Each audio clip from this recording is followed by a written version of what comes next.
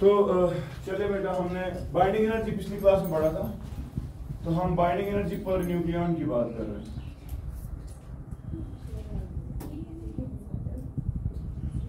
देखो बेटा, हमने ऑलरेडी इस चीज को देखा था that binding energy gives the idea about the stability of the nucleus. आपका न्यूक्लियस कितना ज्यादा स्टेबल है, कितना कम स्टेबल है, ये स्टेबिलिटी का अंदाजा हमने परसों बाइंडिंग एनर्जी से लगाया था, है कि नहीं? हमने बोला binding energy is defined as the amount of energy which is required to break the nucleus, ठीक, such that the nucleons are separated and they do not have any interactions between them. लेकिन बेटा, more than the binding energy, it is the binding energy per nucleon which gives the more idea about the stability. क्यों? आप इस चीज को समझे।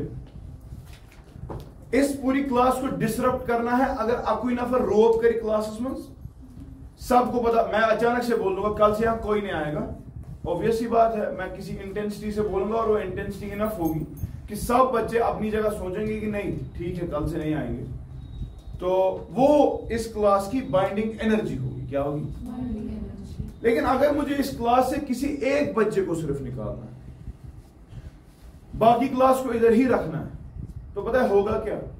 इस suppose Sania को बाहर निकालना है, लेकिन सानिया को बाहर निकालने के लिए मुझे एनर्जी का अंदाजा ऐसे होगा कि इसके साथ जितनी रिलेशनशिप्स यहां पर बनी है तिम सारी गोट फुटराव, उनके खिलाफ मुझे एनर्जी देनी पड़ेगी। बात समझ रहा है कि तो उससे मुझे बेटर आइडिया मिलेगा ना इस क्लास की यूनिटी का। और बात समझ रहे हो कि आपको सारनी को रोक सुको ना, सारनी रो तब से सारी तितर बितर। लेकिन बेटा, जब मैं एक पर्टिकुलर न्यूक्लियन को बाहर निकालने की कोशिश करूं, उस न्यूक्लियन के इंटरेक्शंस जो बाकी न्यूक्लियंस के साथ होंगे वो मुझे डिटरमाइन कराएंगे कि ये न्यूक्लियस स्टेबल था कि नहीं था। अगर तुम सब अभी सपोज इस क्लास में सानिया के साथ 3 और रिश्ते हैं, मैं तीन 3 दिल फुट रहा हूं, लेकिन अगर सानिया के साथ 7 है तो 8 है, तो अंदाजा लग रहा है ना कि इस कमरे की ज्यादा स्टेबिलिटी है। इस न्यूक्लियन को निकालने के लिए मुझे ज्यादा से ज्यादा एनर्जी देनी पड़ रही है। क्यों? क्योंकि बाकी न्यूक्लियंस इसके साथ अट्रैक्शन दिखा रहे हैं। बात समझ रहे हो? तो यहां पर 13 बच्चे हैं सर, 12 13 है ना आपको लेकर? नहीं, मेरे साथ है ना 12 तो इंटरेक्शंस कितनी बनेगी? 11। तेजना का इंटरेक्शंस फुट रहा और है कि नहीं? तो 11 इंटरेक्शंस तोड़ने को बेटा बाइंडिंग एनर्जी पर न्यूक्लियन की बात होगी। ठीक है, so more than the binding energy, it is the binding energy पर न्यूक्लियन, जो आपको बड़ा प्रिसाइसली ये कह पाता है कि एक न्यूक्लियस स्टेबल है कि नहीं। अच्छा, ठीक। तो बेटा बाइंडिंग एनर्जी पर न्यूक्लियन के लिए हमने एक ग्राफ देखा, बाइंडिंग एनर्जी पर न्यूक्लियन का ग्राफ बेटा हमने देखा वर्सेस द मास नंबर। हमने स्टार्ट किया हाइड्रोजन से और चलते गए आगे। ठीक है, बट वी सॉ दैट बेटा, वी सॉ कि ग्राफ जो है पहले कुछ अचानक से इंक्रीज होता है, फिर वापस डिक्रीज होता है। कुछ एक्सेप्शंस है बेटा यहाँ पर, हीलियम, कार्बन, ऑक्सीजन, लेकिन उसके बगैर अगर आप देखिए ये ग्राफ बड़ा शार्पली पहले इंक्रीज हो रहा है, शायद ऐसा। लेकिन ये शार्प इंक्रीज उस जगह it is up to mass number 30 तक। ठीक है, ये ग्राफ बड़ा शार्पली इंक्रीज हो रहा है, लेकिन उसके बाद बेटा अगर आप देखें ये ग्राफ बड़ा ग्रेजुअल है। अच्छा, ठीक, और ग्रेजुअल होने के बाद ये फिर से कम होने लगता है। ग्रेजुअल हो रहा है, मैक्सिमम हो जाता है किसी लेवल पर, और उसके बाद बेटा शाबाश एक वैल्यू आ जाता है मास नंबर का 170, जिसके बाद फिर से बहुत ज्यादा डिक्रीज होने लगता है। ठीक है, the maximum value of the binding energy was found in the range of बेटा 50 to 60, and the maximum value is 8.8 mega electron volts per nucleon, and you will be astonished to listen that it belongs to iron, लोहा। 8.8 mega electron volt per nucleon, सबसे ज्यादा energy nucleus को तोड़ने के लिए या nucleon को बाहर निकालने के लिए किसमें? आयरन में। इसका मतलब आयरन स्टेबल है ना, एम बहुत ज्यादा स्टेबल है स्पीशीज, क्योंकि उससे ज्यादा ग्राफ कहीं ऊपर जाता ही नहीं, एंड अल्लाह ताला जो आयरन मुतल्लिक वनान सूरह अल हदीद इसमें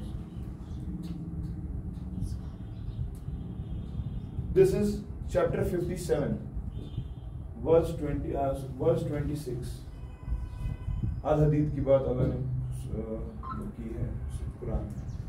57 is the mass number of iron, 26 is the atomic number of iron, और ये 26 आया में ही ये कहता है कि we send down iron to mankind because it has multiple uses for them.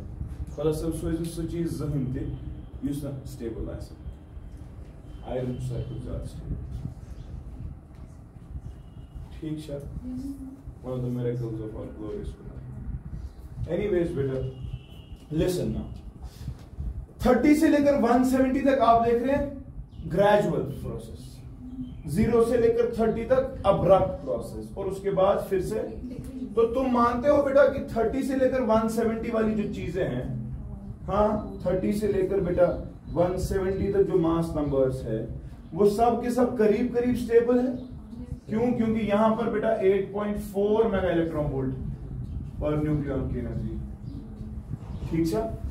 और ये वाली चीजें जो ये बड़ा शार्प इंक्रीज दिखा रही, शार्प यानी कि इनमें अभी कम है लेकिन ये चाहते हैं कि ये बढ़ जाए। तो मास नंबर्स बेटा लेस देन 30 जो है ये मुझे अनस्टेबल, क्या है अनस्टेबल है, तो ऑब्वियसली चाहते हैं कि इसको स्टेबल कर सकें। इधर बेटा अगर सबसे 170 के बाद बाइंडिंग एनर्जी फिर से क्या हो रही है, कम हो रही है, तो आप देखेंगे बेटा मास नंबर मोर देन 170 फिर से अनस्टेबिलिटी आपकी ही बात हो रही है, ठीक है कि ना। लेकिन सवाल ये है कि सर ये बाइंडिंग एनर्जी पर न्यूक्लियन क्या है गोड शार्पली इंक्रीज गसान, पत लज लज इंक्रीज गसान, पत लज लज वापस कम गसान, मतलब पत गसान वापस शार्पली कम, सुना ठीक। तो उस चीज के लिए बेटा आप समझे कि ये वाली चीजें जो है ये hydrogen helium lithium beryllium boron carbon hydrogen कहां तक, मास नंबर 30 तक जितनी भी स्पीशीज आ रही है। तो अब्रप्ट दरअसल ये इस तरह से होना चाहिए, ये इस तरह से होना चाहिए, है ना। लेकिन यहां पर कुछ एक्सेप्शंस है जो ग्राफ को फॉलो नहीं कर रहे, थोड़ा सा आउटलॉज बने मुझे ना, उनकी बात बाद में करेंगे। लेकिन पहले आप देखें कि करीब करीब शार्प इंक्रीज, शार्प क्या जो समझो। दरअसल बेटा फॉर एग्जांपल इस क्लास की बात करेंगे, विंटर्स चल रहे हैं और इस क्लास में सिर्फ एक बच्चा है, मानते में आकर क्लास स्टेबल कितना मच स्टेबल, ये क्या यसान ये बच्चे यसान या क्लास में ज्यादा से ज्यादा बच्चे हो। एक चीज कंपटीशन बढ़ेगा, उसको मजा आएगा। तीसरी चीज ये कि बेटा अब गर्मी भी होने लगेगी क्लास में, वो ये यसान ही बच्चे ज्यादा से ज्यादा न्यूक्लियॉन्स गसन क्लासस में, ताकि ये क्लास गए स्टेबल। मजा आता है ना बड़ी क्लास में, आता है कि नहीं। तो जितने ज्यादा न्यूक्लियॉन्स बढ़ेंगे बढ़ेंगे बढ़ेंगे बढ़ेंगे, ये न्यूक्लियर बेटा स्टेबल होने की कोशिश कर रहे हैं। इसीलिए ये जल्दी क्या अगर एक बच्चा यहां पर था, उसको एक के साथ पहले इंटरेक्शन था, तो उसको निकालने के लिए सिर्फ एक ही रिश्ता तोड़ना है, अच्छा। लेकिन अगर यहां दो बच्चे आ गए और, तो उसके दो रिश्ते बन गए इफेक्टिवली। अब बाहर निकालने के लिए कितने रिश्ते तोड़ने पड़ेंगे, या एनर्जी छना बढ़ा, स्टेबिलिटी बढ़ रही है ना। अब इस क्लास में एक और बच्चा आ गया, बात समझ रहा है, तो इसके कितने इंटरेक्शंस बढ़ गए, 3। तो अब इसको बाहर निकालने के लिए कितने इंटरेक्शंस तोड़ने, तो आप देख रहे हैं बाइंडिंग एनर्जी पर न्यूक्लियन बड़ा अब्रप्टली इंक्रीज हो रहा है। क्लियर छा कि नहीं, समझ रहे हो कि नहीं। तो पहले वाले न्यूक्लियर, हल्के वाले न्यूक्लियर बेटा यही मसला कि उनका मास नंबर इतना कम होता है कि वो चाहते हैं कि अपनी बाइंडिंग एनर्जी इंक्रीज हो जाए। Therefore with the increase in the mass number we are seeing the abrupt increase in the binding energy. Clear है। तो ये वाला हिस्सा ग्राफ का क्लियर है, क्लियर है कि नहीं। लेकिन बेटा इसके बाद एक वक्त आ जाता है जब मास नंबर 30 करीब हो जाता है, उसके बाद हम ये देखते हैं कि ग्रेजुअल इंक्रीज है। ग्रेजुअल मतलब वहां ऑलरेडी बने हुए इंटरेक्शन सपोज सोन से, लेकिन हर किसी बंदे का एक सैचुरेशन होता है, फ्रेंडशिप के थ्रू के साथ की जाए। दलील क्या है, वो आ रहा था दोस्त बना रहा था, वो आ रहा था दोस्त बना रहा था, वो आ रहा था दोस्त बना रहा था, ठीक।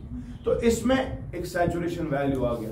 सैचुरेशन वैल्यू जब आता है it even no in a no, समझते हो, ये मुझे पता मैं ऑलरेडी चोर दोस्त, ठीक। लेकिन कहीं ना कहीं से ये कोशिश करेंगे इसको जानने की भी, लेकिन ये पहले ही दिन नहीं होता जैसे उनके साथ हुआ था। क्यों? क्योंकि इसका ऑलरेडी सर्कल बन चुका है ना, अरे बन चुका है ना। एक पर्टिकुलर न्यूक्लियन ऑलरेडी 3 के साथ इंटरेक्टेड है, इसने 4 के साथ इंटरेक्शन दिखाई थी, वो इसका एक हिसाब से सैचुरेशन, ठीक। लेकिन it can extend its saturation to say for example 6 और 7 डिपेंडिंग कि वो बंदा कैसा था. So it will take some time. और है कि नहीं? तो बराबर यही चीज यहां पर हो रही. पहले ये देखा ही नहीं जा रहा था कि आओ कुछ तो गो कुछ, मगर जनरली दोस्ती बन रही थी क्योंकि ये बड़ा तड़प थी यार, दोस्त बनना चाहिए यहां. लेकिन उसके बाद बेटा जब आहिस्ता आहिस्ता से न्यूक्लियर नंबर इंक्रीज हो रहा है, एक वक्त आ जाता है कि न्यूक्लियस के अंदर जो न्यूक्लियॉन्स है वो एक एक करके आप डिटरमाइन करते हैं कि ये फ्रेंडशिप छा ठीक कि ना. चलो ये सुनुम सटित नो बनाऊं दोस्त, क्लियर छा, ये सुनुम सटित नो बनाऊं दोस्त, बराबर शायद ठीक है. न्यूक्लियॉन्स एक दूसरे को समझकर नए रिश्ते बनाते हैं, पुराने रिश्ते तोड़ते हैं. ठीक है, आज लगे क्या time, that is the reason बेटा आप थोड़ा ग्रेजुअल ग्राफ यहाँ पर आ रहा है. यहाँ पर इस वाले हिस्से में बेटा आपका ग्राफ जो है बड़ा ग्रेजुअल छठी मकसद वो होती है पानी सैचुरेशन सतन बेटा. इस क्लास में बनित इसमें आप कोई और बच्चा ऑलरेडी इंटरेक्शन बन गई है. इसकी इंटरेक्शन सपोज 7 बच्चों के साथ मंशीम असल पर दो स्टेबिलिटी है ना मैक्स. फर्ज कर ले यार यहाँ एक और बच्चा आ गया, मैं बाशो ये छे जाए मैं सोन ब्याख बचे तुमसे कल से आना. तो मुझे बताओ उसके आने से इसी क्लास में अभी तक हम चाहते थे विंटर्स से गर्मी होनी चाहिए, हम ज्यादा से ज्यादा न्यूक्लियस को अट्रैक्ट करें, बोले हाँ ठीक बैठो यहाँ मजा आएगा. लेकिन बेटा जब वो एक बच्चा और आएगा तो मुझे बताओ तुम करना सारी को दर वन कैच, क्योंकि जिसके साथ वो बैठेगा तमिस गस ना टाइटिंग गच ना यार क्लास में है वार वार दाम गसुन. मैंने मास नंबर बढ़ाने की कोशिश की लेकिन इसी क्लास की अब स्टेबिलिटी डिस्टर्ब हो रही है. अब मैं क्लास में पढ़ा रहा होता हूँ बच्चा दरअसल सर ये टाइटिंग कर रहा है, इसको बोले उधर चले, इसकी टांग मेरे पे आ गई. वही हो रहा है कि नहीं? दरअसल न्यूक्लियॉन्स बेटा बहुत नजदीक आते हैं, प्रोटॉन प्रोटॉन थी वारिया नजदीक आए, रिपल्सिव फोर्सेस क्या है वारिया ज्यादा इंक्रीज तिम छ बनाया दूर गई ऐसा ये दोस्ती है इस बात. सो अभी तक क्या हो रहा था, वो आ रहे थे और चाहता था न्यूक्लियॉन के साथ बैठना, प्रोटॉन खुद ही चाहता था प्रोटॉन के साथ बैठना. लेकिन एक वक्त आता है कि प्रोटॉन बड़े नजदीक हो गए, अब वो आहिस्ता वो खुद ही चाहते हैं कि सिस्टम दूर हो जाए. ये से पाना या सकी गस दूर गसुन नेबर की जो एनर्जी दिख वो ज्यादा होगी कि कम, तोड़ने के लिए कम होगी ना. देयरफॉर बाइंडिंग एनर्जी वापस क्या होगा कम, मगर पहले ग्रेजुअली, क्योंकि तूने अभी सपोज इस क्लास की सैचुरेशन 50 पे थी, 51, 52, 53 पर चलेगा. लेकिन अगर मुझे 7 बजे थे तो टिम न्यूक्लियन करना पाना लड़े दफा हो जा, मैं पहले आया था दशा की ना. तो इस क्लास को तोड़ने के लिए या एक पर्टिकुलर न्यूक्लियन को मैंने आप सानिया को सिलेक्ट किया, ठीक एमसी ना हम साथ थे मैंने ऐसा नहीं क्लास ही होगा, समझ रहे हो कि नहीं? क्लियर है? तो बात बेटा वही. तो इसके बाद अब्रप्ट डिक्रीज वापस हो जाता है बाइंडिंग एनर्जी. क्लियर था? कोई इस पर वो डाउट? पहले समझ आ गया इंक्रीज क्यों, क्योंकि यहाँ कोई था नहीं. उसके बाद ग्रेजुअल फिनोमेना क्यों हो गया, क्योंकि अब सैचुरेशंस की बात होती है. और उसके बाद बेटा जब आपकी बाइंडिंग एनर्जी 8.4 पहुंचती है करीब करीब 170 पर, उसके बाद अपने न्यूक्लियर नंबर इंक्रीज कर दिया. खुद ही ये क्लास चाहती है कि सर ने यहाँ ज्यादा उठाया, ये कल से नहीं आनी चाहिए, वो कल से. तो बाहर से अगर मुझे मैं बोलूंगा तरह इसको निकालू तो भी ओ ऐसे थी बना तो मैं बचे उनसे. देयरफॉर बेटा आपका बाइंडिंग एनर्जी क्या हो जाता है. तो आप ये मानते हैं कि ग्राफ का ये वाला हिस्सा बेटा अनस्टेबल है और ग्राफ का ये वाला हिस्सा भी क्या है. तो स्टेबल होने के लिए क्या आप समझ सकते हैं कि ये वाला सिस्टम चाहेगा कि मैं इस रेंज में आ जाऊं. स्टेबल होने के लिए आप ये समझ सकते हैं कि ये वाला हिस्सा चाहेगा मैं इधर आ जाऊं स्टेबल, क्योंकि स्टेबिलिटी 30 से लेकर 170 तक है ना. ये चीजें बेटा ऑब्वियस सी बात है, these are the lighter nuclear, छाकिन ना ये हल्के. और ये वाली स्पीशीज जो है बेटा they are the heavy nuclears. लेकिन आप समझे ये लाइटर स्टेबल, ये हैवी स्टेबल, तो ये स्टेबिलिटी चाहते हैं. स्टेबिलिटी चाहने का मतलब इनका बाइंडिंग एनर्जी इस रेंज में आना चाहिए 8.4 से अबव. तो वो कैसे आएगा? शाबाश, वो तब आएगा बेटा जब ये अपना मास नंबर इंक्रीज करके इधर पहुंचे और ये अपना मास नंबर डिक्रीज करके इधर पहुंचे, है कि नहीं? तो मास नंबर इंक्रीज करना है, वो कैसे होगा? जब नंबर ऑफ न्यूक्लियन सिस्टम में बढ़ जाएंगे. वो कैसे बढ़ेंगे? तब यम species undergoes fusion. This is the cause of fusion. Fusion छन हटमुट गसान सानस मस्ते ठीक है, it is the reason that they are very unstable and they want stability in nature. और स्टेबिलिटी अगर वो चाहते हैं उसके लिए उनको मास नंबर बढ़ाना पड़ेगा। 30 से 170 के आने के लिए उनको मिलना पड़ता है हाइड्रोजन न्यूक्लियस मिला। ये हो जो रीजन आपका साना भी चमक रहा है, लेकिन इसका फ्यूल खत्म हो रहा है। फ्यूल क्या है? लाइटर न्यूक्लियस वो मिल रहे हैं और वो बना रहे हैं एक हेवी न्यूक्लियस। ठीक है, दूसरा नाम हीलियम। इस हीलियम की बात अभी करेंगे। ठीक है, इधर बड़ा कर दो ये पूछू unstable nucleus, heavy nucleus. Yemen क्या मसला? यमन जो मसला, यमन जो मास नंबर 170 को साथ ये चाहते हैं कि it should be between 30 and 170। तो कैसे होगा? दबाएं यस, दे अंडरगो फिजन, ये टूट जाते हैं। टूटने से क्या होता है? इनका मास नंबर कम हो जाता है एंड देयरफॉर बेटा वो इस रेंज में आकर अपनी स्टेबिलिटीज इंक्रीज कर लेते हैं। आपने सुना होगा यूरेनियम 238 ताकि और बनाते हैं लोग क्लास 9 10 में बेरियम क्रिप्टॉन बनता था कि नहीं? लेकिन वो तो एक तरीका था पारो फिजन आदत पर तेमी विचो तस्पीला पॉसिबिलिटीज है, पॉसिबिलिटी से ये से सुगसी उनका रेंज इस वाले। अब मसला ये था साइंटिस्ट बड़े परेशान हो गए इसी रेंज में स्टेबिलिटी क्यों? तो इन्होंने देखा बेटा कि दरअसल इस वाले रेंज में n/p रेशियो, n/p समझता है? Neutron bye proton black n/z और स्मॉल n by स्मॉल छठी दवा this ratio chu for these stable nucleates बेटा it is of the range of 1.3 to 1.4। ये मसला है। अगर आपका n/p रेशियो फॉल करता है किस रेंज में? 1.3 से लेकर till 1 yes the graph the nucleus will always be क्या? stable। ठीक है, आपको देखना है n/p रेशियो 1.3 से लेकर 1.4 तक। ठीक है, एक क्लियर था कि नहीं? इसके बाद बेटा ये समझे आप लाइटर न्यूक्लियर में क्या मसला है। लाइटर न्यूक्लियर की जनरली बात करेंगे। लाइटर न्यूक्लियर नहीं, अब मैं n/p की तरीके से बात कर रहा हूं। वो तो पता लग गई मास नंबर कम है, वो जुड़ जाएंगे इधर पहुंचेंगे, ये टूट जाएंगे इधर पहुंचेंगे। ठीक तो सब, लेकिन मैं इन टर्म्स ऑफ n/p अब बात करने की कोशिश करूं। जो हल्के हल्के होते हैं जैसे for example helium, atomic number mass number 2 lithium 3 to 4 दिशा छठी मगर 3 to 3 सो लाइटर न्यूक्लियर की बात जब करेंगे तो बेटा n करीब z के बराबर ही होता। लेकिन ये स्टेबल क्या चाहता? ये stable, this is stability kind of. मगर क्यों? क्योंकि रेशियो आ रहा है ना n/z का रेशियो कितना आएगा?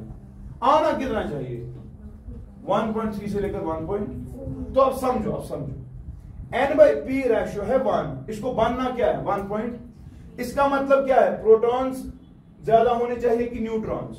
न्यूट्रॉन्स ज्यादा होने चाहिए। तो होता क्या है समझो, n/p रेशियो इस रेंज में लाने के लिए जो हल्के हल्के न्यूक्लियर होते हैं बेटा वो क्या करते हैं? वो अपने प्रोटॉन्स को तब्दील करते हैं इनटू न्यूट्रॉन्स। उससे क्या होगा? शाबाश, n/p रेशियो के एतबार से p गशना कन्वर्ट इनटू n, या n बढ़ जाएगा p घट जाएगा, रेशियो आने लगेगा ना 1 से ज्यादा होगा कि दिस बेटा is called as a positive beta emission. कैसे दबान? जब इंशाल्लाह डिकेज पढ़ाऊंगा तब देखो फिजन फ्यूजन अलग, ये वाला रीजन अलग, this is a decay concept. Decay concept अलग, फिजन फ्यूजन अलग। फिजन फ्यूजन का कांसेप्ट जुड़ गए आ गया या टूट गया, ठीक। लेकिन यहां पर बेटा एक और कांसेप्ट है कि n/p रेशियो को 1.3 से लेकर 1.4 तक लाने के लिए प्रोटॉन तब्दील हो जाता है किसमें? Neutron, and the effect is called as positive beta emission. ठीक, इससे क्या होता है? आपका n बढ़ जाता है और आपका रेशियो उस रेंज में आ जाता है। ठीक है, ये फिर बीटा एमिशंस पर होते हैं, भी तरह पॉजिटिव बीटा एमिशन हो गया। ठीक है, ये अच्छा खुद रेडियोएक्टिविटी पर। ठीक, इसके बाद बेटा ये भी तो है दूसरी चीज, heavy nuclear. प्लवन Khuban heavy nuclear में क्या मसला है? हैवी की बात करें जैसे ये तो ऐसे पूछूं, atomic number 92, uranium mass number 92 plus 92, it is 238। देखो कितना ज्यादा है। तो फिर ज्यादा क्या है यहाँ पर? न्यूट्रॉन्स। तो यहाँ पर न्यूट्रॉन्स बेटा बहुत ज्यादा होते हैं प्रोटॉन्स। तो रेशियो आना चाहिए था 1.3, लेकिन वो कितना है? 1.7, 2.3, 3 पॉइंट समथिंग। तो वो कम होना चाहिए, उसके लिए क्या करना पड़ेगा? न्यूट्रॉन नंबर कम कर। तो इस वक्त बेटा न्यूट्रॉन तब्दील हो जाता है किसमें? क्लियर छा? जब न्यूट्रॉन तब्दील हो जाता है प्रोटॉन में, it is called as the negative beta. कैसे दबान? क्या क्लियर छा? समझ तो रहे हैं इनका से? और अगर बेटा आप न्यूक्लियर स्टेबिलिटी का कर्व देखोगे, न्यूक्लियर स्टेबिलिटी का कर्व कुछ इस तरह से, N versus Z graph, N versus straight line है तो ये है ना, सुना ये ना, एन इक्वल टू जेड, और ये वाली बात ठीक है। लेकिन स्टेबिलिटी कर्व कुछ ऐसा है, क्यों? क्योंकि आपका एन बाई पी किस रेंज में आना चाहिए, 1.3 से लेकर 1.4। अब दो चीजें, या तो आपको लाइटर न्यूक्लिया ऐसे बिहेव करते हैं, प्रोटॉन तब्दील करते हैं किसमें, या आपके ये वाली चीजें, न्यूट्रॉन्स बहुत ज्यादा। अब खुद ही लगा कंसेप्ट, जब न्यूट्रॉन्स बहुत ज्यादा होंगे तो ऐसा ग्राफ बड़ा स्टीप होगा कि नहीं, तो ये वाली चीज हो सकती है। लेकिन अगर आपके न्यूट्रॉन्स क्या है, बराबर या कम, फिर उसको न्यूट्रॉन नंबर बढ़ा, तो ग्राफ ऐसा हो सकता है। ठीक है, यम गए कम हैवी न्यूक्लियस, यम क्या करा, नेगेटिव बीटा एमिशन, क्या करा ठीक है। और ये वाले कौन से, ये हो गए वो जो पॉजिटिव बीटा एमिशन करते हैं। समझ आ गया कि नहीं? ये कोई न्यूक्लियर स्टेबिलिटी है, ठीक है, क्लियर हुआ? कुछ पॉइंट्स लिखो बाइंडिंग एनर्जी पर न्यूक्लियर पर, कुछ पॉइंट्स लिखो। The binding energy per nucleon curve first increases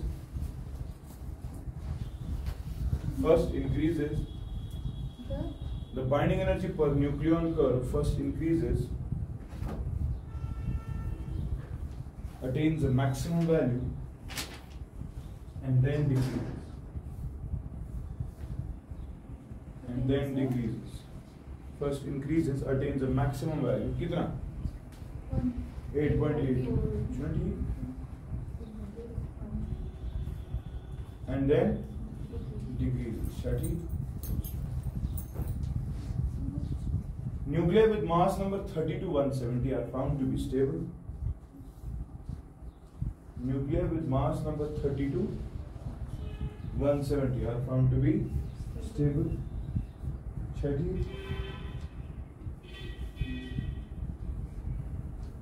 उसके बाद their n by p ratio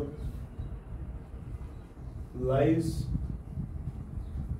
in 1.3 to 1.4 range.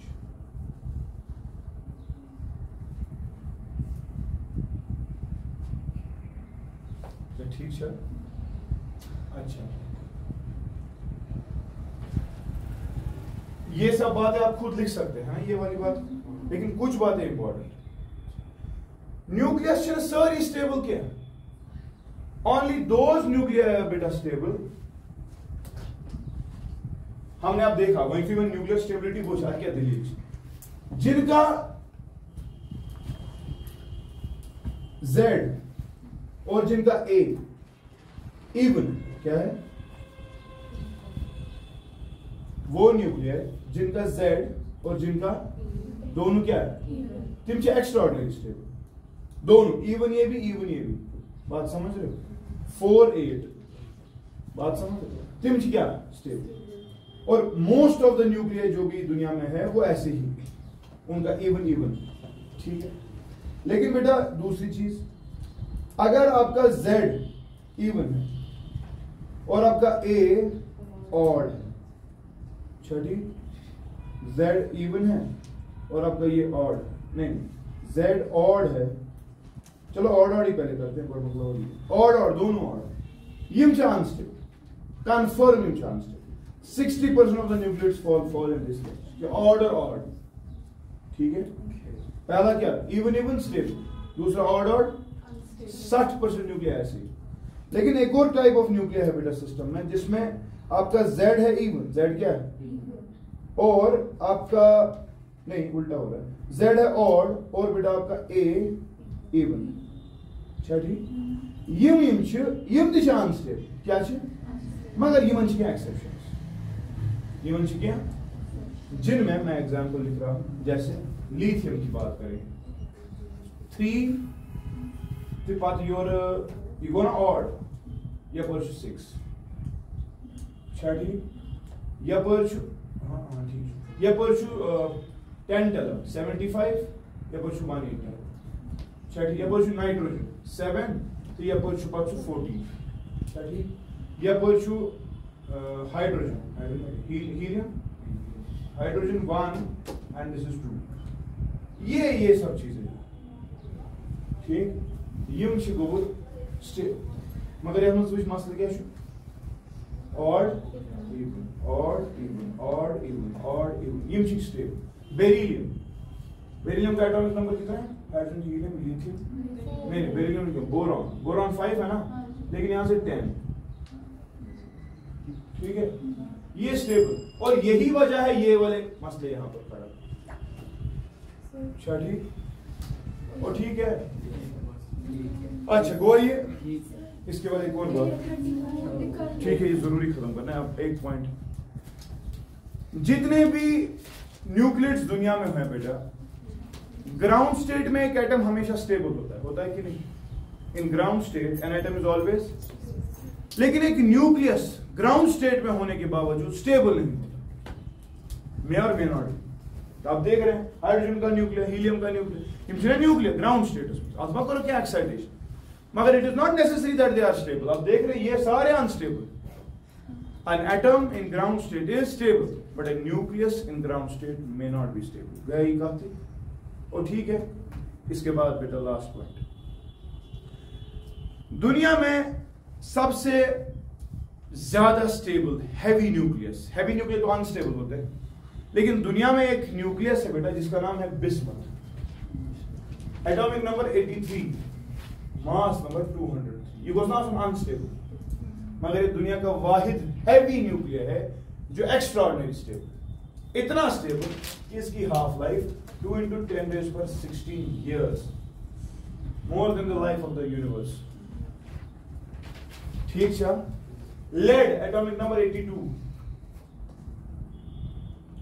सबसे मतलब स्टेबल है इसके बाद कोई भी चीज स्टेबल जिनका भी Z मोर देन 82 है बेटा वो सब के सब क्या है अनस्टेबल बेशक रेडियो एक्टिव क्या है रेडियो एक्टिविटी का मतलब यही वाली चीज emissions beta emissions alpha emissions ठीक है ये मिशन रोज अनस्टेबल क्लियर हुआ इनका से बाइंडिंग एनर्जी पर न्यूक्लियन छोटा सा होमवर्क है बेटा पैकिंग फ्रैक्शन तो पढ़ के आना ठीक है स्टॉप